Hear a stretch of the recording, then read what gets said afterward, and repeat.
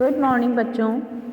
आज हम आपकी पुस्तक संस्कृत से पाठ 8 अष्टम पाठ जिसका नाम प्रहेलिकायाम है उसको पढ़ेंगे, उसका हिंदी अनुवाद करेंगे। आप उसे सुनेंगे और याद करेंगे। तो देखते हैं। पहला, कस्तूरी जायते कस्मात्। अर्थ है जायते यानी उत्पन्न होना। तो कस्तूरी कहाँ से उत्पन्न होती है? पहेली काम समझते हो ना, पहेलियाँ हैं उनका उत्तर देना है। तो कस्तूरी कहाँ से होती है? मृग के पेट से। आगे, को हंती कर्णाकुलम। को हंती कर्णाकुलम।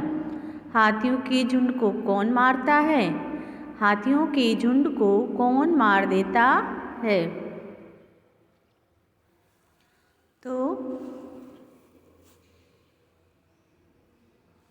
यहाँ पे है हाथियों के झुंड को सिंह, शेर मारता है ना।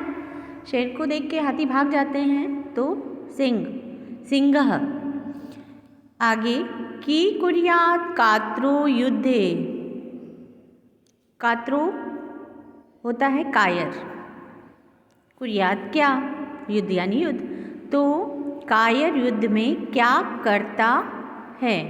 कायर युद्ध में क्या करता है?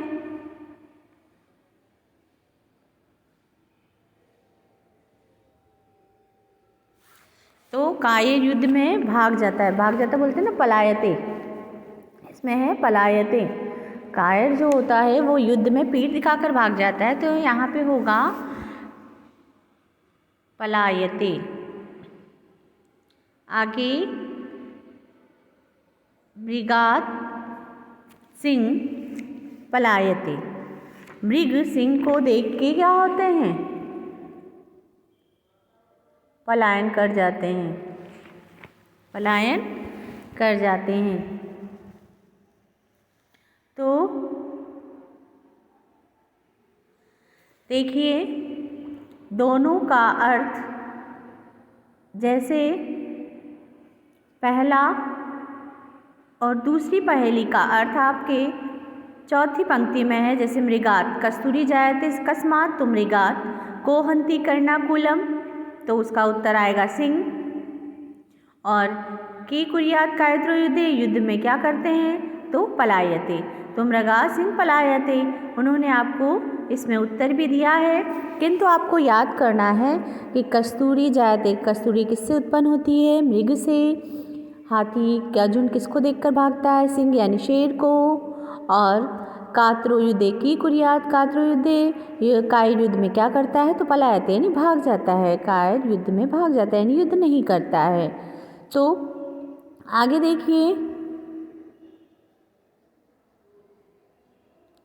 आपकी पुस्तक में नहीं है, इनका अर्थ आपको याद करना है बच्चों। दूसरा देखते हैं, सीमंतिनीषु का शांता। क्या है? सीमंतिनीषु का शांता यानी नारियों में शांत कौन है? ये आपके रामायण से जुड़ी हुई चीज़ें हैं। तो नारियों में शांत सीता है। कौन है? सीता। अब, राजा को भूत गुणोत्तम। राजा को भूत गुणोत्तम यानी गुणवान राजा कौन है? जब सीता का जिक्र आया है तो यहाँ पे क्या होगा? राम। क्या, कौन है? राजाओं में गुणवान कौन है? राम है। आगे, विद्वभी का सदा वंद्या। विद्वानों द्वारा सदा वंदनीय कौन है? कौन होता है? विद्या। विद्वान लोग विद्या को ही सर्वोपरि मानते हैं। तो यहाँ पे उसका उत्तर होगा विद्या। आपको उत्तर दे रखे हैं अनुवाद के नीचे, उसे भी याद करें। लेकिन आप संस्कृत के साथ उसका उत्तर याद करेंगे तो आपको अच्छे से याद होगा बच्चों। अब है अत्रैवोक्त न बुध्यते। इसमें क्या है आपका? अंतिम शब्द में ही इसे पहेली का उत्तर दिया जाता है इसमें।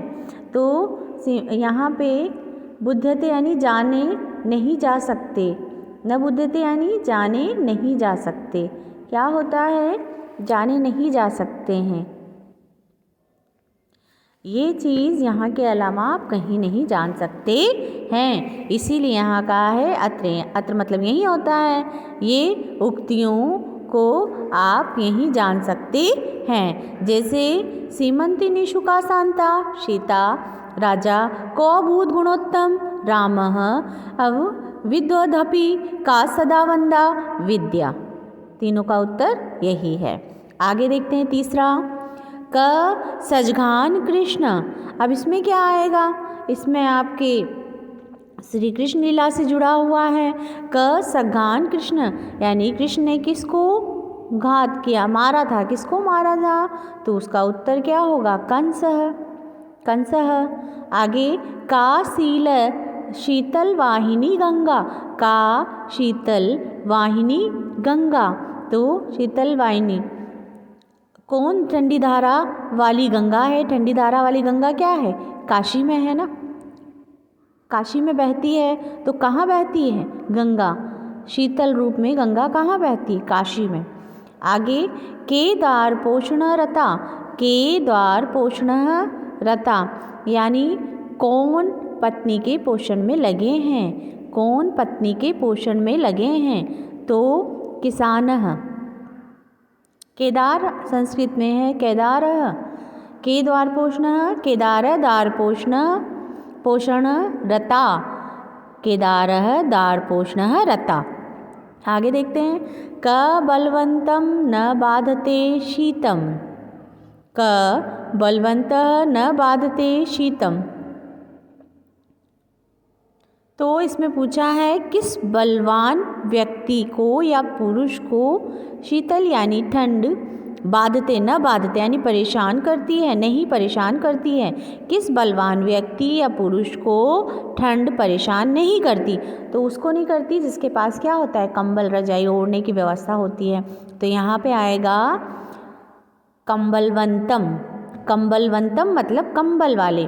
तो कंबलवंतम बलवंतम दिया ही है। क कंबलवंतम न बाधते शीतम यानी ठंड कंबल वाले व्यक्ति को परेशान नहीं करती है। आगे पीछे देखते हैं बच्चों। चौथा है आपका वृक्षाग्रवासी न च पक्षीराजः।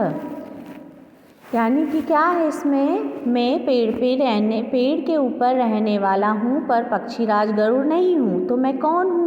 इसमें और देखिए ये पूरा चारों का एक ही है क्योंकि इसमें प्रश्नवाचक चिन्ह नहीं लगा है। देखिए पीछे नहीं लगा है ना, तो इसको चारों लाइनों को पढ़ने के बाद इसका अर्थ निकालते हैं।